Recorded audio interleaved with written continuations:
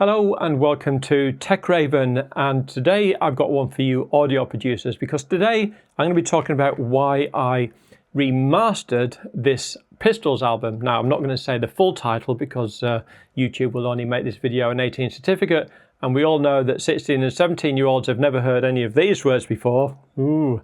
So anyway, now why did I remaster it? Now I say remaster and not remixed because I don't have access to the original stems or the original multi-track tape recording. So I'm saying remastered because all I did is I took the CD and I simply ripped it into Logic Pro as high quality WAV files. And from there, I basically did a remastering job. Now, why did I do this? Well, it's quite simple. Now, back in the day when we only had albums and cassettes throughout the 70s and early 80s, a mastering engineer would master for the vinyl record, and back then you couldn't put too much bass into the vinyl record, otherwise the needle would jump out of the groove. Anybody that knows about how vinyl record mastering works and that kind of production will know that the lower the frequency gets, the groove in the vinyl changes, and if it gets too low, the needle will jump out of the groove. Hence, you couldn't have too much bass or kick drum or that kind of thing in vinyl records, which is why some of them from the 70s and early 80s sound a little bit thin and weedy. Now, a couple of months ago, I did remaster an album by In Excess called Kick. Why? Because, pun intended, it didn't really have that much kick to it. Again, because of when it was recorded, it just seemed a little bit thin and lightweight at the bottom end. Today, of course, mastering engineers don't have to worry too much because most of the stuff is mastered for streaming or CD, that kind of thing. So you don't really have the vinyl record problem to worry about. I know vinyl's still around, and I'd like to think that mastering engineers did a different version for the vinyl record that had less bass, so we don't have the old needle jumping out of the groove problem. But these days it's not so much a problem. So I wanted to basically remaster this to get it to sound more modern and up to date. And by that, I mean with a lot more slam and bottom end bass and kick, basically just a thicker, heavier sound that's more contemporary, a bit more compression, a bit louder, that kind of thing, but not totally killing the dynamic range. You know, I still want to basically have quiet parts and loud parts, if there is such a thing in a Pistols album, which there isn't really. Now, this particular album, I think it's recorded in about 1977, and it's a poor recording. It's actually all a very kind of a trebly mid-rangey kind of sound. You know, it's just all very tinny and feeble and thin and scratchy sounding. Certainly doesn't have any of that weight and bottom end slam that you'd get something like from an album by The Weeknd, maybe, where you've just got that really lovely, deep, dancey bass. Nothing like that on this Pistols album. So that's why I wanted to remaster it, as it were. Now, the main reason for doing it is so that I could play it in the car. My car's got a couple of SD card slots, so I'll basically quite often rip CDs or take stuff off my NAS drive and dump them onto SD cards and put them in the car and listen to them there.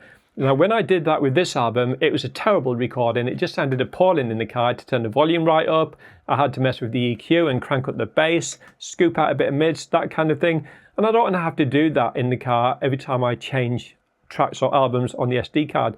So that's the main reason that I did this remaster job on this CD. So what I'm going to do now, I'm just going to jump on the computer and show you exactly what I did in Logic Pro. Okay, so here I am in Logic. I'm just going to explain what's going on. Down the left-hand side here, you can see that I've got the 12 tracks from this particular Pistols album. There's another 4 tracks here that are off a different album, so I figured I'd do those at the same time.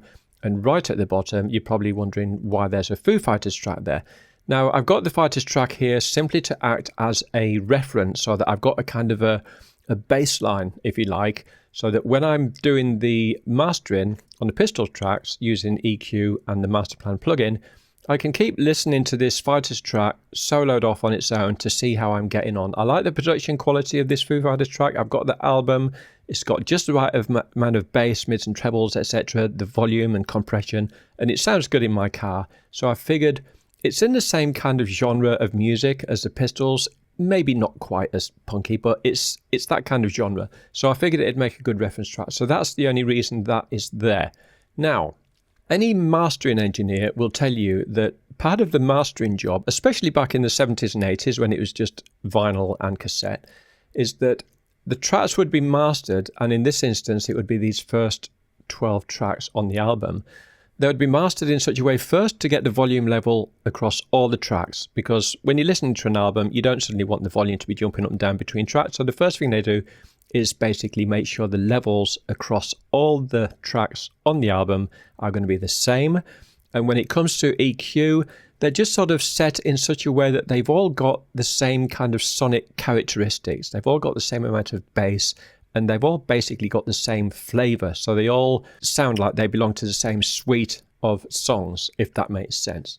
Again, back in the day, this Pistols album, it was a very weedy and trebly and mid-range kind of recording. It's actually quite a distorted sound as well. There's probably an element of distortion in the original recording. So when I play you a couple of side-by-side samples as to the original compared to what I've done, if it sounds like there's a bit of distortion in there, it's in the original recording. It's kind of a bit of a distorted kind of recording anyway.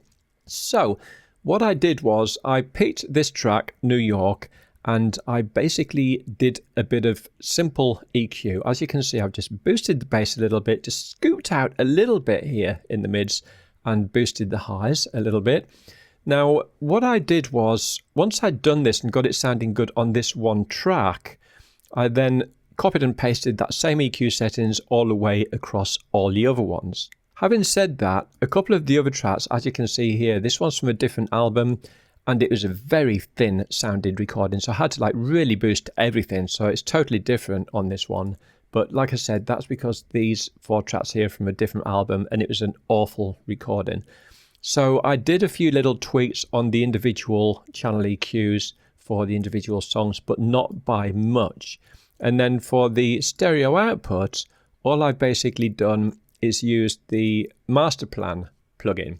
Now, if I was doing anything on a more sort of, well, I don't want to say professional, because the Master Plan plugin is professional, but I used to get all kind of wrapped up in trying to figure out the ultimate master stereo output chain, you know, using like a compression plugin, a limiter, and EQ, and working all that stuff out. And I've watched lots of videos and read lots of books on how to do that, and I'm pretty good at it. I'm not a professional mixing or mastering engineer by any stretch, but I can get in the right ballpark. But I've just found that using Master Plan for simple stuff like this, or even professional stuff, it's just really good, and it gets you in the ballpark a lot quicker. So rather than messing around with an output chain with 2 or 3 different plugins on it and spending 35-40 minutes trying to get it to sound good, in Master Plan I can get the same result in about 60 seconds flat, just by either picking a preset or just making a few tweaks around here. So I'm sort of leaning more towards using Master Plan these days than having individual plugins on the stereo output chain, unless it's for something really important and I need the extra scope that having a master output chain with different plugins will give me. So this is basically all I've done here, and again, it's just to put onto an SD card to play in my car. Now again, you know, sort of harking back to the past, any mastering engineer will tell you, especially from the 70s and early 80s, they would always do the car test. So after they finished doing the recording in the studio, they would basically just dump that down onto an audio cassette and then jump in the car and have a listen to see how it sounds there. And that is essentially what I'm doing here. I know what my car audio system sounds like, so I'm essentially mastering for that, if that makes sense. So that's all I'm doing here. So without further ado, let me just play you what the original sounds like with no plugins at all. So I'm just going to play this little section so you can hear what it sounds like with nothing, and then I will put on just the EQ plugin so that you can hear how that sounds. Now, I'm not going to talk between the two. I'll just sort of play it through, and then you'll see the mouse here, turn it on, and then I'll play it through again so you can hear the difference. So here we go.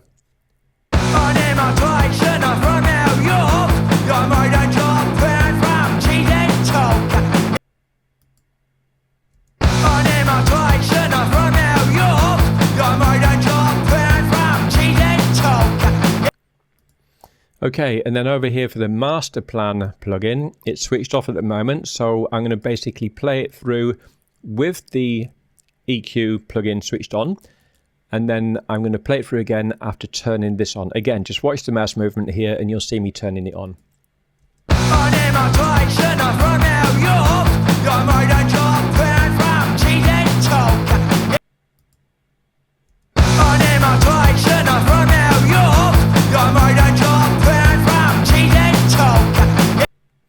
Okay, and just finally, I'm going to play it through with no plugins, and then I'll turn them both on and play it through again.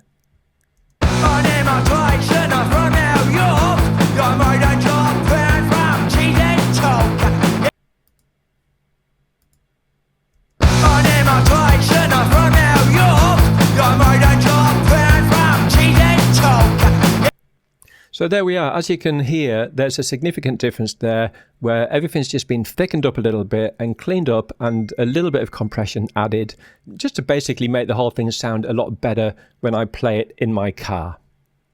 Okay, so there it is. That brings us nicely to the end of the video. I hope you enjoyed it, and if you did, maybe I'll see you in the next one. Until then, bye for now.